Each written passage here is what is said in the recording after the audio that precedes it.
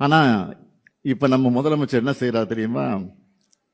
அதிமுக எம்எல்ஏக்கள் ஷாப்பிங் பண்ணிட்டு இருக்கிறாரு.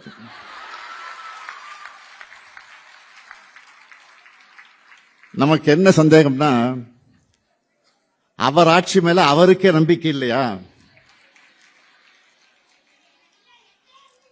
அல்லது அவருக்கு ஆதரவு கொடுத்து கொண்டிருக்கக்கூடிய மற்ற கட்சிகள் மேல நம்பிக்கை இல்லையா? முதல்ல அவர் ஆட்சியை காப்பாத்திக்க அதிமுக எம்எல்ஏக்களை தாவேக்காவுக்கு ஆதரவா வாக்களிக்க வச்சார்.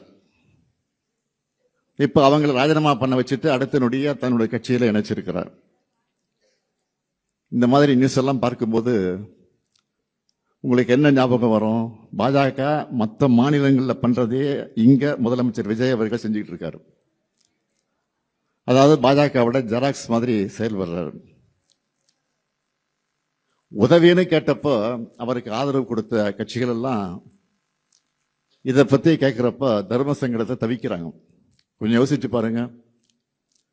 ஒரு கட்சியில பல பேருக்கு இடையே ஒருத்தரை தான் வேட்பாளராக நிறுத்த முடியும். அப்படிதான் வாய்ப்பு கிடைக்கும்.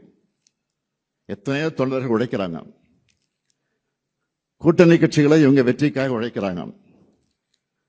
இத்தனை பேருடைய உழைப்புல வெற்றி பெற்றுட்டு வாக்குப்பதிவின் போது கைவிரல்ல வச்ச மை அழிகிறதுக்குள்ளேயே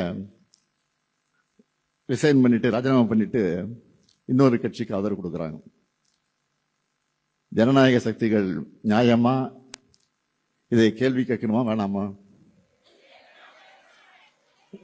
ஒரே மாசத்தை எம்எல்ஏக்கள் ரிசைன் பண்ணிட்டு தாவேக்காவில் ஜாயின் பண்றாங்களே, அந்த அளவுக்கு அப்படி என்ன ஆஃபர் தாவேக்காவில் கிடைச்சிருக்குன்னு பேசணுமா வேணாமா?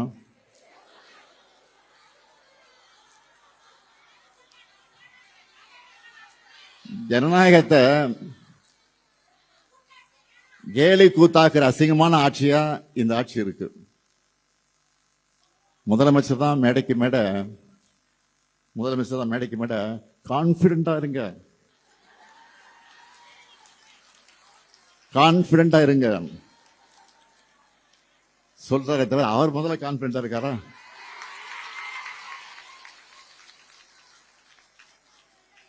அதனாலதான் தீர்ந்து போன சக்தின்னு சொன்னவங்க கூட உறுப்பினர்களை திருடிட்டு இருக்காரு. இப்போ தீர்ந்து போன சக்தி விட்டே திருடுற இவர் எவ்வளவு காஞ்சி போன சக்தியா இருப்பாரு பாருங்க.